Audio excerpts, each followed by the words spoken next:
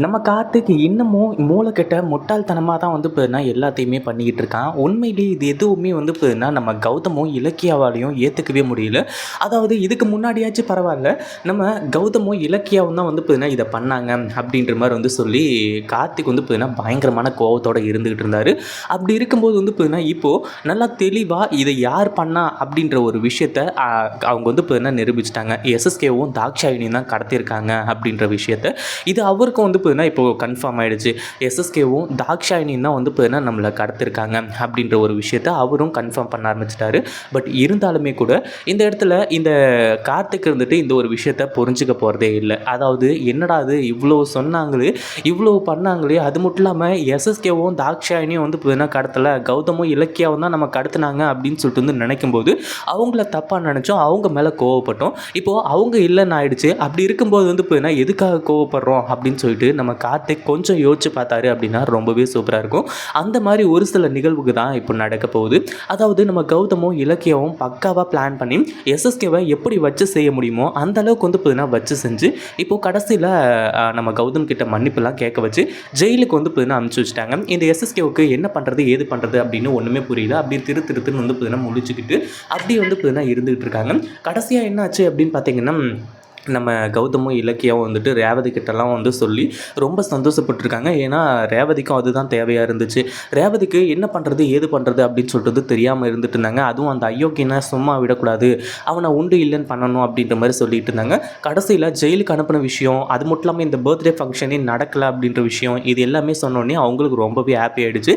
இன்னொரு பக்கம் கௌதமும் இலக்கியாவும் வந்துட்டு கார்த்திகை எப்படி அங்கேருந்து கூட்டிகிட்டு வரது, இந்த முட்டாள் பையன் வந்து பார்த்தீங்கன்னா முன்னாடியே நம்ம அவ்வளோ சொல்லியிருந்துமே கூட அவன் கேட்கவே இல்லை, என்ன பண்ணுறது இப்போது ஒன்றுமே பண்ண முடியலையே அப்படின்ற மாதிரி வந்து நினச்சி ரொம்ப வந்து பார்த்தீங்கன்னா இது பண்ணிகிட்ருக்காங்க. பட் இருந்தாலும் அவங்க கிட்டேருந்து எப்படியாச்சும் பிரித்து கூட்டிகிட்டு வரணும் அப்படின்ற ஒரு நோக்கத்தோடு தான் இருந்துகிட்ருக்காங்க.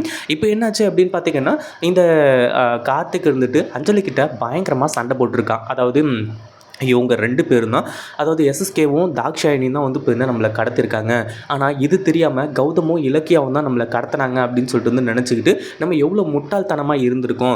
இவங்களே நம்மளை கடத்திட்டு இப்படி வந்து ஏமாத்திருக்காங்க. இதுக்கு மேலே நம்ம ஒரு நிமிஷம் கூட இந்த வீட்டில் இருக்கக்கூடாது அப்படின்ற மாதிரி வந்து சொல்லி இப்போது நம்ம கார்த்திக் இருந்துட்டு அஞ்சலி கிட்ட பயங்கர கோவத்தோடு வந்து சொல்லிக்கிட்டு இருக்காங்க. ஆனால் இதில் அஞ்சலிக்கும் வந்து பார்த்தீங்கன்னா சம்மந்தம் இருக்குது. அஞ்சலிக்கு இந்த விஷயம் முன்னாடியே தெரியும் அப்படின்ற விஷயம் தெரிஞ்சால் கார்த்திக் பயங்கர கோவப்படுவார், ஆத்திரப்படுவார். அதாவது முன்னாடி இருந்த மாதிரி கார்த்திக் இருந்திருந்தா அந்த மாதிரி வந்து பார்த்தீங்கன்னா நடந்திருக்கும். ஆனால் அதே சமயத்தில் இப்போது கார்த்திக் வந்துட்டு இனிமேல் ஒரு நிமிஷம் கூட இருக்கக்கூடாதுன்னு சொல்லிட்டு அந்த பேகு, பொட்டி படிக்கை இவங்களுக்கு எல்லாத்தையுமே எடுத்துகிட்டு பேக் பண்ணிவிட்டு இங்கேருந்து கிளம்பலாம் அப்படின்ற மாதிரி நினைக்கும்போது தாக்ஷாயினி குடுகுடுன்னு ஓடி வந்து அவங்கள தடுத்து நிறுத்தினாங்க. நீங்கள் எங்கேயும் போகக்கூடாது, எதுக்காக இப்படி போகிறீங்க, கார்த்திக் நாங்கள் சொல்கிறத கொஞ்சம் கேளு அப்படின்ற மாதிரி வந்து சொல்லி தாக்ஷாயினி பேச ஆரம்பிச்சுறாங்க. ஏற்கனவே தாக்ஷாயினிக்கு எஸ்எஸ்கே வந்து பார்த்தீங்கன்னா ஜெயிலுக்கு போயிட்டாரே அப்படின்றது வருத்தமாக இருக்குது. அதாவது எஸ்எஸ்கே ஜெயிலுக்கு போயிட்டாரு அப்படின்றதுனால கிடையாது, இப்போது கார்த்திக்கோட சொத்தை வந்து ஆட்டையாக போடலாம் அப்படின்னு சொல்லிட்டு இவங்க பயங்கரமாக பிளான் பண்ணி வச்சுருந்தாங்க. அந்த ஒரு பிளான் வந்து பார்த்தீங்கன்னா தடப்பட்டு போயிடுச்சு. இதுக்கப்புறம் என்ன பண்ணுறது, ஒன்றுமே பண்ண முடியாது, எப்படியாச்சும் வந்து பார்த்தீங்கன்னா கார்த்திக்கையும் அஞ்சலியும் இங்கேயே இருக்க வச்சாதான் நம்ம அடுத்தது வந்து பார்த்தீங்கன்னா நம்ம நினச்சது எல்லாத்தையுமே சாதிக்க முடியும். என்னதான் எஸ்எஸ்கே ஜெயிலுக்கே போனாலுமே கூட அந்த சொத்து மேலே தான் இவங்க குறியாக இருந்துகிட்டு இருக்காங்க. அதனால தான் குடுகுடுன்னு ஓடி வந்து காலில் விழாத குறையா கார்த்திக்கிட்ட எல்லா விஷயத்தையும் பற்றியும் சொல்லி இதுதான் வந்து நடந்துச்சு, நீ கொஞ்சம் புரிஞ்சுக்கோ கார்த்திக் அப்படி இப்படின்ற மாதிரி வந்து சொல்லிக்கிட்டு இருக்காங்க. உடனே கார்த்திக் தான் வந்து இப்போனா இந்த பக்கமும் நிற்காம அந்த பக்கமும் நிற்காம ஒரு பக்கம் நிலையாக நிற்காமல் இருந்துட்டு இருப்பார் இல்லையா, அந்த மாதிரி தான் இப்போ பேச ஆரம்பிச்சுறாங்க. ஆண்டி இதுக்கு மேலே ஒரு வார்த்தை பேசாதீங்க, நீங்கள் இப்படி நம்பிக்கை துரோகம் பண்ணுவீங்க அப்படின்னு சொல்லிட்டு நான் கொஞ்சம் கூட எதிர்பார்க்கவே இல்லை. என் அண்ணனும் என் அண்ணியும் தான் எங்களை கடத்தினாங்க, என்னை கடத்தினது அப்படின்ற மாதிரி நான் நினச்சிக்கிட்டு இருந்தேன். ஆனால் நீங்களே கடத்தி வச்சுக்கிட்டு இத்தனை நாளாக என்னை சித்திரவதை பண்ணியிருக்கீங்க, இதுக்கு மேலே வந்து இப்போனா இங்கே இருக்க சரி வராது, வா அஞ்சலி போகலாம் அப்படின்ற மாதிரி வந்து சொல்லிட்டு இருக்கும்போது இந்த அஞ்சலி வந்துட்டு நம்ம கார்த்திகோட கையை உதறி விட்டுட்டு என்னால் இங்கேருந்து வர முடியாது கார்த்திக், இங்கே நமக்கான நியாயத்தை எஸ்எஸ்கேப்பாவும் தாக்ஷாயினி அம்மாவும் தான் வாங்கி தரப்போகிறாங்க, அதில் எந்த ஒரு சந்தேகமும் கிடையாது. இங்கேருந்து போகலான்னா எங்கே போகலாம், போயிட்டு பிச்சை எடுக்க முடியும், நடுத்தருவில் வந்து என்னால் உங்க கூட வந்து இருக்க முடியாது, உங்க கூட வந்து பிச்சைலாம் என்னால் எடுக்க முடியாது அப்படின்ற மாதிரி சொல்கிறாங்க. அதாவது கார்த்திக் இருந்துட்டு அவரோட மனசு எல்லாருக்குமே நல்லாவே தெரியும், அவர் சொத்துக்காக ஆசைப்படல, இங்கே நம்ம கௌதம் மேலேயும் இலக்கியம் மேலேயும் கோவத்தோடு இருக்கிறதுனாலையும் இந்த அஞ்சலி நல்லா ஏற்றி விட்டதுனாலையும் அந்த சொத்து தன்னோடது, தனக்கு வேணும் அப்படிங்கிற மாதிரி நினைக்கிறாரு. ஆனால் இப்போ என்ன சொல்கிறாரு அப்படின்னு பார்த்தீங்கன்னா அந்த கௌதம் கிட்டேருந்து நம்ம அந்த சொத்தை வாங்கலைனா கூட பிரச்சனை கிடையாது. ஆனால் நான் உன்னை என் சொந்த காலில் நின்று, அதாவது கூலி வேலைக்கு போய் வச்சு கூட உன்னை நான் காப்பாற்றுறேன் அஞ்சலி அப்படின்ற மாதிரி கார்த்திக் சொல்கிறாங்க. ஆனால் கார்த்திக் வந்து எடுத்திருக்க டெசிஷன், அவர் சொல்கிறது எல்லாமே ரொம்ப நல்ல விஷயம். அது மட்டும் இல்லாமல் ரொம்ப நல்லதாக தான் வந்து சொல்கிறாரு. ஆனால் அஞ்சலிக்கு தான் வந்து பார்த்தீங்கன்னா சொத்து தான் முக்கியம். அதாவது அவளால் வந்து பார்த்தீங்கன்னா ஒரு நிமிஷம் கூட வந்து பிளாட்ஃபார்மில் உட்கார கூட முடியாது. இதில் எங்கே போயிட்டு பிளாட்ஃபார்மில் படுக்கிறது அப்படின்ற மாதிரி இருந்துகிட்ருக்கு. கடைசியில் அஞ்சலி இருந்துட்டு, என்னால் இங்கேருந்து வர முடியாது கார்த்திக், நீ போகிறதுனா போயிட்டே இரு, நமக்கான நியாயத்தை இவங்க தான் வாங்கி தருவாங்க அப்படி இப்படின்ற மாதிரி வந்து சொல்லிட்டு இருக்காங்க.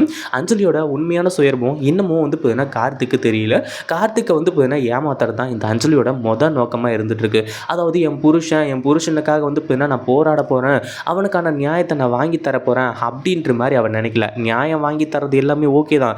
ஆனால் கடைசி கட்டத்தில் இப்போது இந்த எஸ்எஸ்கேவும் தாக்ஷாயணியும் எப்படி அஞ்சலியை ஏமாற்றலாம் அப்படின்ற மாதிரி நினச்சிட்டு இருக்காங்களோ, அதே மாதிரி அஞ்சலி இருந்துட்டு மொத்த சொத்துமே தான் பேருக்கு எழுதி வாங்கிட்டு கார்த்திகை வந்து பார்த்தீங்கன்னா அடித்து விரட்டி விடலாம் அப்படின்ற மாதிரி நினைக்கிறாங்க.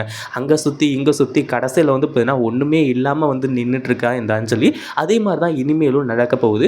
நம்ம கார்த்திக் வந்துட்டு, அஞ்சலி இப்போ நீ வரப்போறியா இல்லையா, நான் இப்போவே கிளம்புறேன் அப்படின்ற மாதிரி வந்து சொல்லிட்டு இருக்கும்போது இந்த தாக்ஷாயணியும், அதாவது தாக்ஷாயணி வந்துட்டு உங்கள் காலில் கூட விழுற கார்த்திக், கொஞ்சம் பொறுமையாக இரு, உங்களுக்கான நியாயத்தை நாங்கள் வாங்கி தரத்துக்கு தான் அவ்வளோ பிளான் பண்ணிகிட்ருக்கோம், அவ்வளோ இது பண்ணிகிட்ருக்கோம். இப்போது எஸ்எஸ்கேவும் உனக்காக தான் ஜெயிலில் போயிருக்காரு, உங்ககிட்ட இந்த விஷயத்தை எல்லாத்தையுமே சொல்லாததுக்கான காரணம் இது கொஞ்சம் ரியாலிஸ்டிக்காக இருக்கணும். அது மட்டும் இல்லாமல் இந்த விஷயத்தை பற்றி நாங்கள் அஞ்சலிக்கிட்டே சொல்லலை, அதை நல்லா தெளிவாக புரிஞ்சுக்கோ கார்த்திக் அப்படின்ற மாதிரி எல்லாத்தையுமே சொல்கிறாங்க. ஆனாலும் கார்த்திக்கோட மனசு கார்த்திக் மாறுறாரா மாற மாட்டாரான்ற ஒன்றுமே புரியல.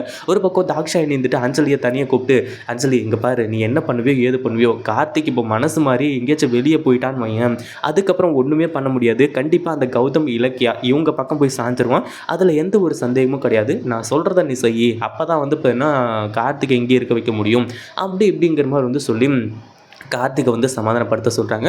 இப்போ கார்த்திக்கு சமாதானம் ஆகிறதா என்னன்னு ஒன்றுமே புரியல. ஏன்னா இப்போ கௌதமும் இலக்கியாவும் எப்படியோ இந்த எஸ்எஸ்கேவும் தாக்ஷாயணியும் அப்படின்ற மாதிரி நினச்சிட்டு இருக்காங்க. பட் இருந்தாலும் அதையும் மீறி ஒரு படி மேலே இந்த எஸ்எஸ்கேவும் தாக்ஷாயணியும் தனக்கான உரிமையை வாங்கி தரப்போகிறாங்க, தனக்கான சொத்தை வந்து பார்த்தீங்கன்னா வாங்கி தரப்போகிறாங்க. அப்படின்றதுனால கார்த்திக் இங்கேயே இருக்கிறதுக்கான வாய்ப்பு கூட அதிகமாகவே இருக்குது. அவர் யோசிக்க ஆரம்பித்தாலே வந்து பார்த்தீங்கன்னா அது மிகப்பெரிய பிரச்சனை தான். ஏன்னா யோசிச்சாலே கண்டிப்பாக அவர் தவறான முடிவை தான் எடுப்பார் அப்படின்றது எல்லாருக்குமே நல்லாவே தெரியும். இந்த தாக்ஷாயணி ஒரு பக்கம் திருன்னு முழிச்சிட்ருக்கா, இவன் என்ன சொல்ல போகிறான்னு சொல்லிட்டு வந்து தெரியலையே அப்படின்ற மாதிரி சொல்லி. ஆனால் எஸ்எஸ்கேவும் தாக்ஷாயணி தான் தன்னை கடத்தினாங்க அப்படின்றது கோவம் வந்தது எல்லாமே ஓகே தான்.